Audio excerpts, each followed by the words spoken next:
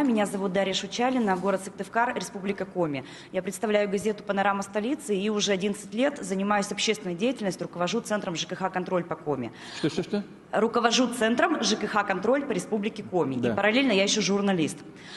И в числе, наверное, одних из ключевых вопросов, которыми ко мне обращаются граждане, они связаны с программой переселения из аварийного жилья. Да. И, пользуясь случаем, вам огромнейшая благодарность, потому что у нас в стране опыт уникальный по финансированию из бюджета вот такого образа решения квартирного вопроса для наших людей. Ну, такого, по-моему, вообще нигде нет. Действительно этого нет.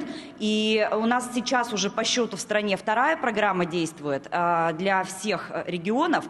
И, значит, первое – это предложение к вам. Рассмотрите, пожалуйста, Владимир Владимирович, возможность продлить эту программу после той, которая у нас действует сейчас, она с 2019 года на 5 лет рассчитана. И если это возможно, не сокращать на нее финансирование, потому что с каждым годом, параллельно с расселением аварийного жилья, мы постоянно признаем аварийными следующие дома. Да? То есть у нас этот жилфонд, он постоянно становится аварийным, даже несмотря на программу капремонта. Это предложение.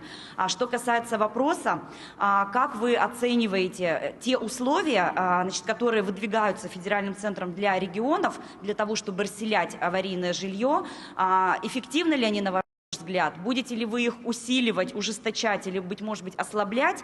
И большая просьба обратить особое внимание на взаимоотношения переселенцев с банками, потому что у очень многих граждан квартиры в домах, которые признаются аварийными, они взяты в ипотеку, и, к сожалению, на сегодня не удается людям решить вопрос тем, чтобы либо сократить эти выплаты, либо каким-то образом все-таки, ну, скажем так... Постойте, при чем здесь ипотека, не понимаю? Расселение аварийного жилья и ипотека. Да, почему? Смотрите, у нас очень многие жильцы, они покупали, вот, например, несколько лет назад жилье, значит, которое в ипотеке у них, а вот недавно оно признано аварийным. И получается, что к следующей программе, если она все-таки будет, то они вынуждены, платя ипотеку, при этом оставаться в аварийном жилье. И с этими домами люди не понимают, что делать их уже не продашь, необходимо будет ждать следующей программы, но при этом платить банку. То есть вот этот нюанс, он на сегодня беспокоит очень многих людей. А в этом году, потому что у нас муниципалитеты были очень вдохновлены двумя программами, и в этом году очень массово проведена инвентаризация. Это касается не только Республики Коми, я общаюсь с коллегами в других регионах. Все муниципалитеты массово провели инвентаризацию, выявили дома, в основном деревянные, которые сейчас признаны аварийными, но они в эту программу не будут включены, потому что она у нас действует в отношении домов, признанных аварийными до 1 января 2017. Соответственно, мы все очень ждем новую программу с тем, чтобы вот те дома, которые в этом году признаны аварийными, чтобы они в нее вошли. Но параллельно уже сейчас нужно думать о том, как решить вопрос с ипотечными квартирами в таких домах для тех людей, для которых это, ну, по сути, единственное жилье. Да, значит, действительно у нас первая... Садитесь, пожалуйста, Дарья. Первая программа была до одного, работала в отношении жилья, признанного до одного временного периода аварийным, потом до 1 января 2017 года признано аварийными. И, конечно, я уже много раз говорил на этот счет, и хочу повторить еще раз, мы должны вытащить людей из этой ситуации, из тех трущоб, где они проживают.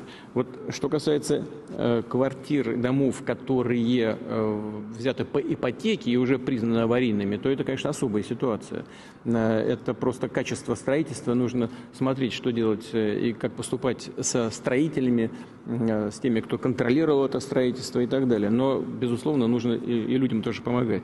В этой связи первый вопрос по поводу соучастия в этой работе и софинансирования со стороны регионов. В целом, я понимаю, всегда регионы хотели бы свою долю участия сократить, это понятно, а больший объем возложить на федеральный бюджет. Надо смотреть это в зависимости от региона и от региональных финансов, о состоянии региональных финансов. Потому что людям, по большому счету, все равно взаимоотношения между Министерством финансов Российской Федерации и соответствующей финансовой структурой региона.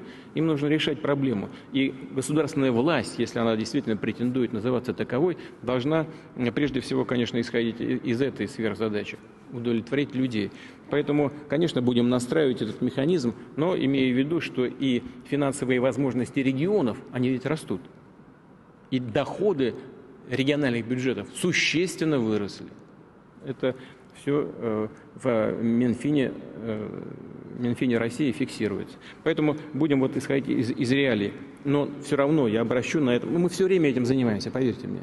Мы все время смотрим и все время ведем эту дискуссию в правительстве. Это повод, ваш вопрос, повод вернуться к этому еще раз. Обязательно поговорим на эту тему, подумаем. Значит, теперь надо, конечно, разобраться с теми людьми, которые живут, выплачивая ипотеку. У меня сейчас вот прямо сейчас нет ответа, но мы его поищем. Если такая проблема существует, мы ее поищем. Я, честно говоря, даже первый раз об этом слышу. Всегда исходил из того, что аварийное жилье, оно когда-то там при царе Горохе построено или где-то в 50-е годы, и разваливается, и людей срочно нужно оттуда забирать из этих трущоб. Но тем не менее, такая, если проблема существует, мы с ней разбираемся. Вот.